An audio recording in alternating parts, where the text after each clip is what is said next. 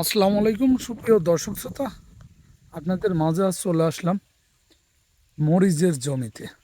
দর্শক দেখতে পাচ্ছেন মরিচের জমিতে এক জমিতে দুই ধরনের ফসল, তিন ধরনের ফসল। করলা দেখতে পাচ্ছেন, পিপি দেখতে পাচ্ছেন, আর মরিচ গাছ দেখতে পাচ্ছেন। তিনটা ফসলই কিন্তু এখনো পর্যন্ত ভালো আছে। মরিচ গাছ এখনো মারা যায়নি। আর পিপিও দেখুন, অনেক সুন্দর পিপি আসছে। মরিচ গাছও কিন্তু ভালো আছে। আমরা আপনাদের এই জমির চারপাশে ঘুরে দেখাবো।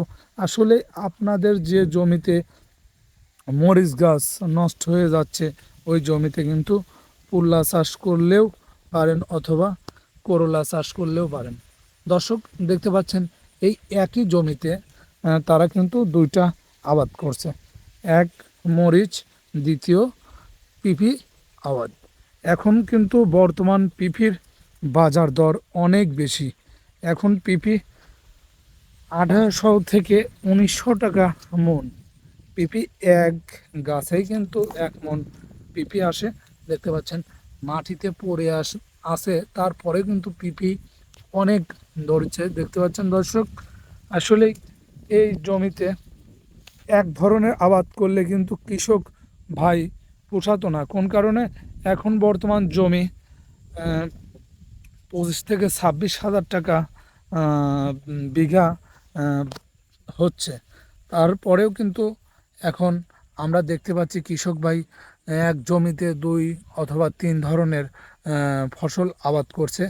আর এই ফসলটা, একটা ফসল নষ্ট হলে আর একটা ফসল কিন্তু অবশ্যই খুব সুন্দর হবে। দেখতে পাচ্ছেন এই পিপিগুলো এখন নিয়ে যাবে।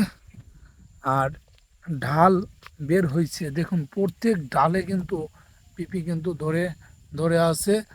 আর এই পিপি উঠানো হয় 1 সপ্তাহ মধ্যে 2 দিন অথবা 1 সপ্তাহ মধ্যে 1 দিন উঠানো হয়।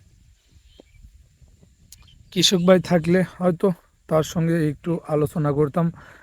পিপি কোন জাতের পিপি, এটা কোন জাতের পিপি, এটা কিভাবে লাগানো হয়, কোন সময় লাগানো হয়, এইটা জানতে পারতাম।